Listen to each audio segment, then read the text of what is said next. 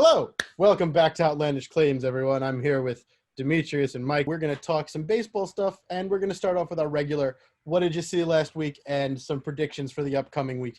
So whoever wants to start us off with what they liked and didn't like from last week and what they see in the upcoming week in terms of predictions, please start us off. I am starting off this segment as the now mediocre mediocre Mets fan meets trademark impending. I awoke a week ago with yes, hooray, we traded for Javi Baez. Oh God, no, we're losing to the Phillies. Why do I look at the NL East standings literally a couple days before this episode come out? So preemptive stat tracking. We are 56 and 52 at the time of this recording, most likely. And the Phillies are literally right there. Right there. The Phillies are in first. They're not right there.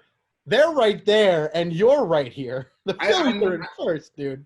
I'm now going from not liking this to hating this, all right? All right? This after leading the division almost all year, this ranks in Mets history as low points literally above Bobby Bonilla.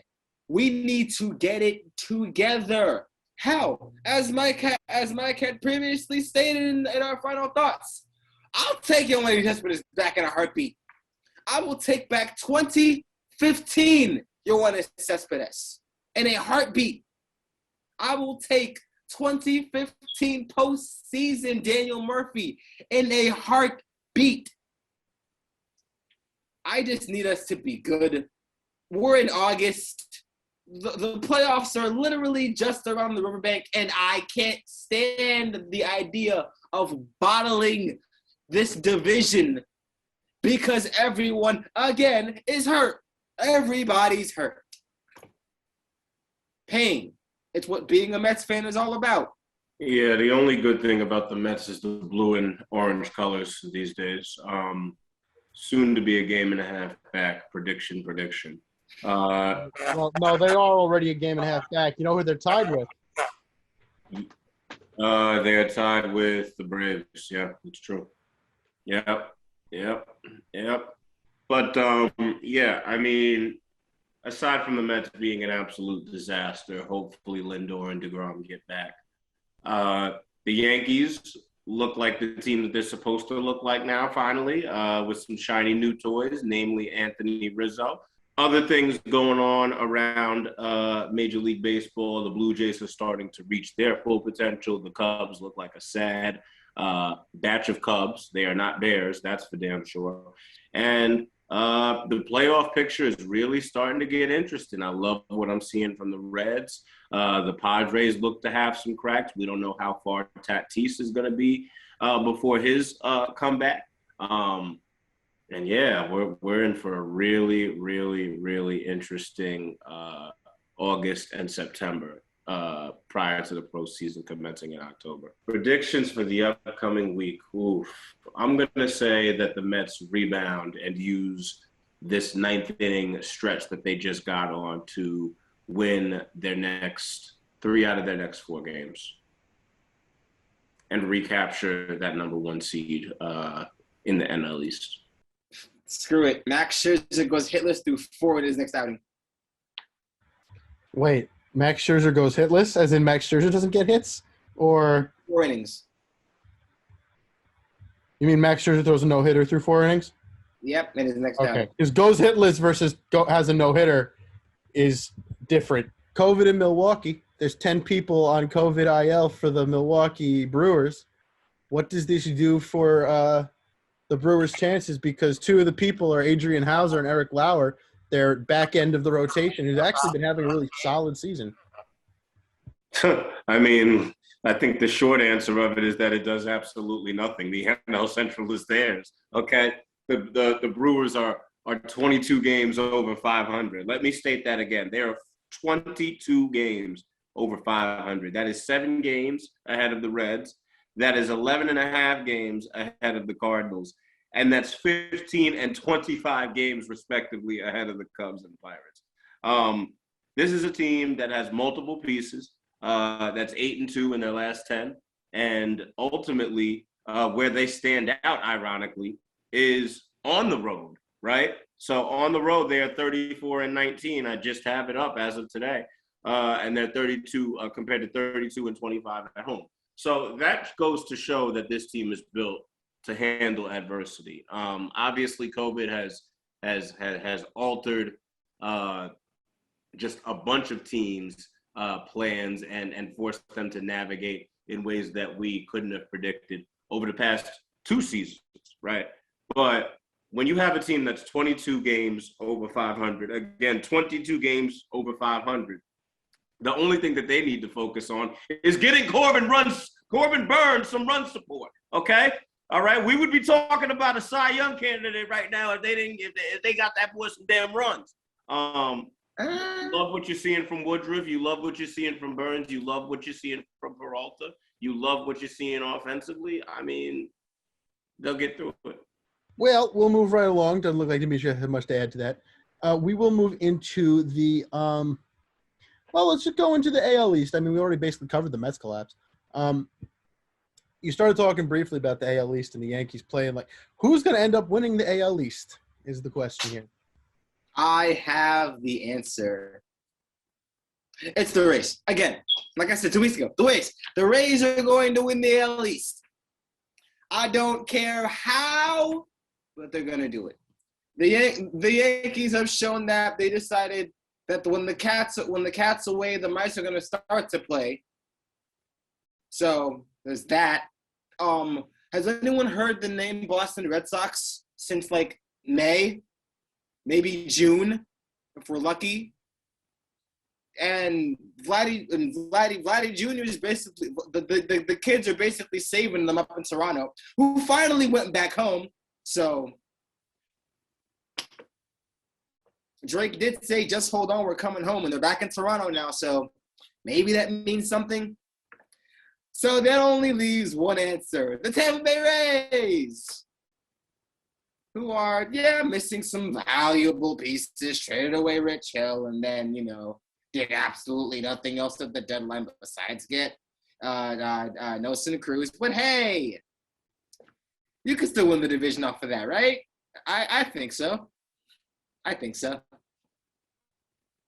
Well, I'm not wrong. Well, Randy Arozarena is out, so I don't know if they're going to be winning anything. Quite in upcoming reality, but we'll see.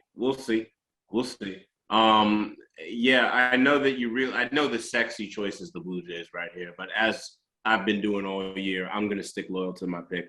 It's got to be the New York Yankees. When you see what Anthony Rizzo is doing, well over 300 in his first week as a Yankee. Joey Gallo has been up and down, but I think that's what we expect. He's literally a hit or miss type of guy. Judge is Judge. And so if you really, in all honesty, get Stanton to give you 70% of what he's supposed to be in terms of that contract, you have a team that's capable of going to the World Series, not just winning the division and winning the pennant. Now, the question and the concerns and the pushback are going to be, well, look at that rotation, right? As of right now, you're relying on some guy named Talion that sounds like Valiant, which sounds like a bird, and a bunch of guys that I wouldn't even know from the side of the street, okay, personally.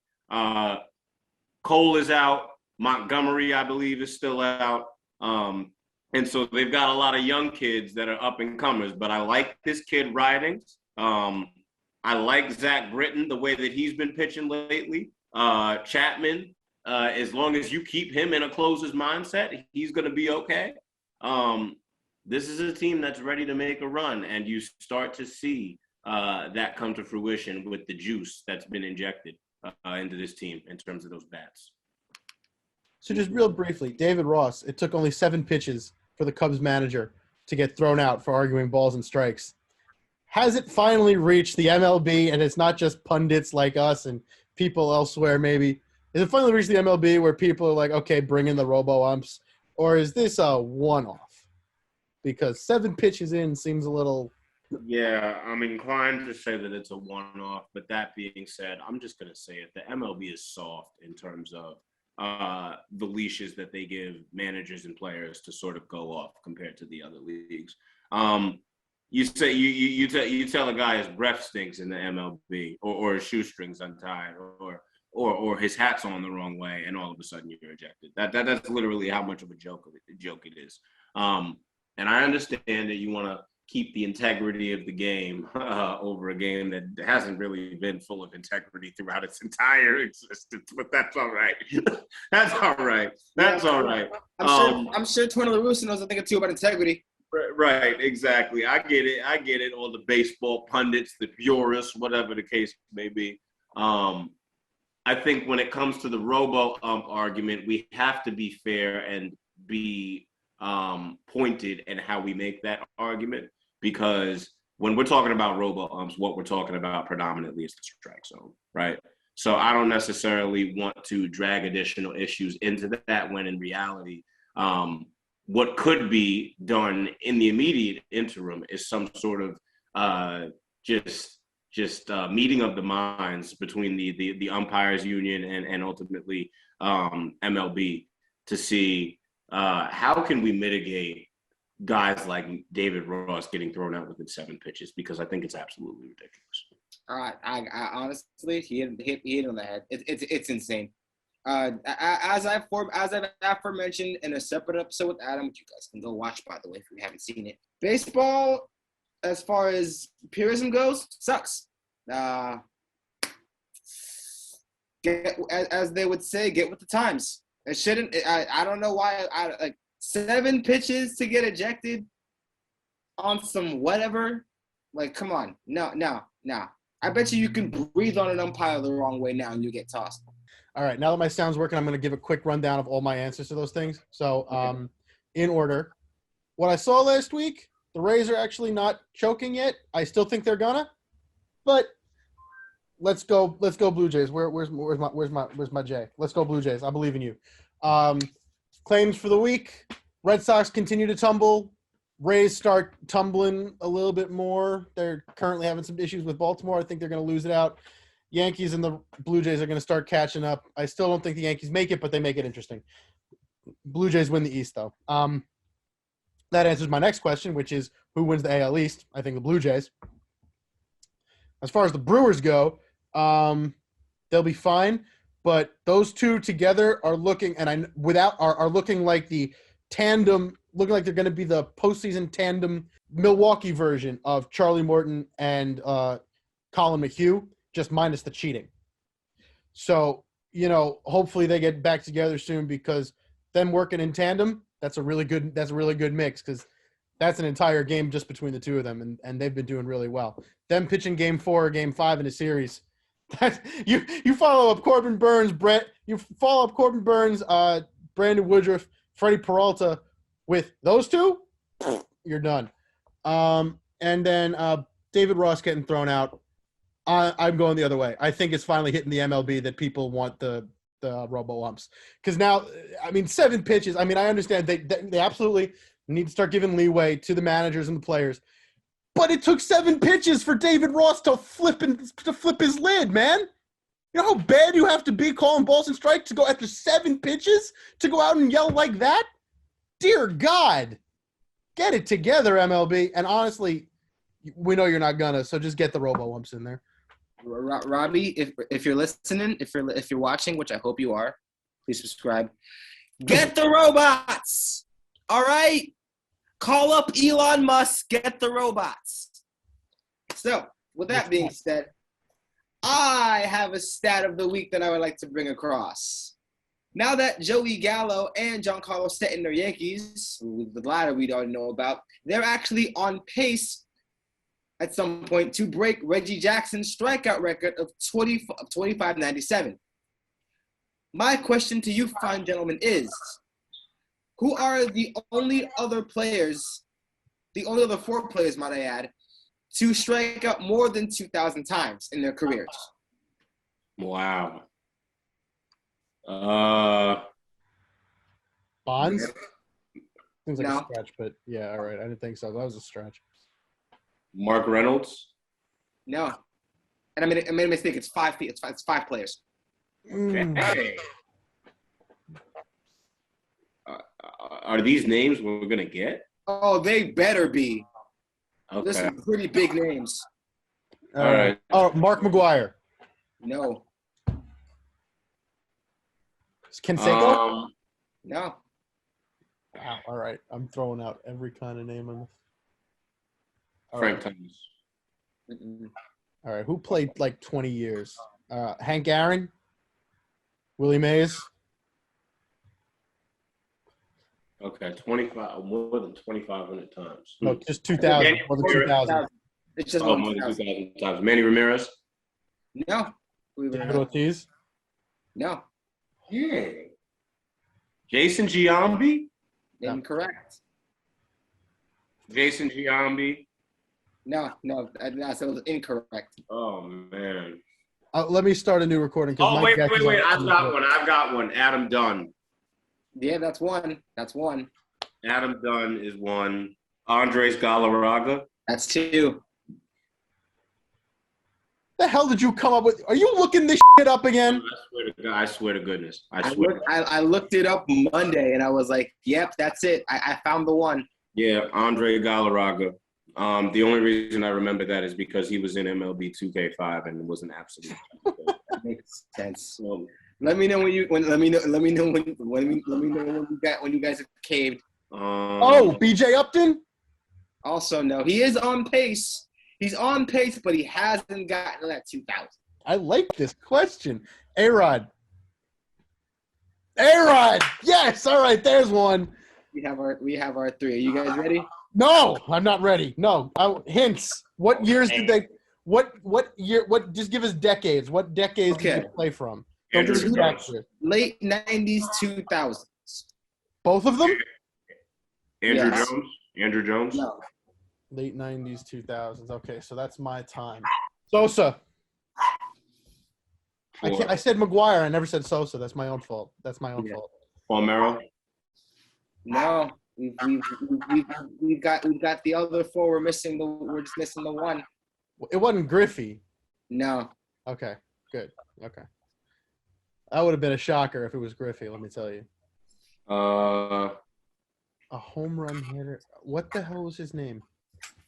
Oh, Jim Tomei. There it is. The 5 players of the only other players to strike out over 2,000 times behind Reggie Jackson are in succession. Jim Tomei with 25.48, Adam Dunn with 23.79, Sammy Sosa with 23.06, Alex Rodriguez with 22.87, and Andres Galarraga with 2,003. Wow. And I'm pretty sure Andres Galarraga is only a home run away from 400. I'm almost positive. You would think so, yeah. All right. Well, that's your stat of the day right there. That's a great stat. That's brilliant job there, man. Great job. Bravo. That'll do it for us today. We'll be back tomorrow with another episode. Come back and see what it is. Thanks for watching. We'll see you then.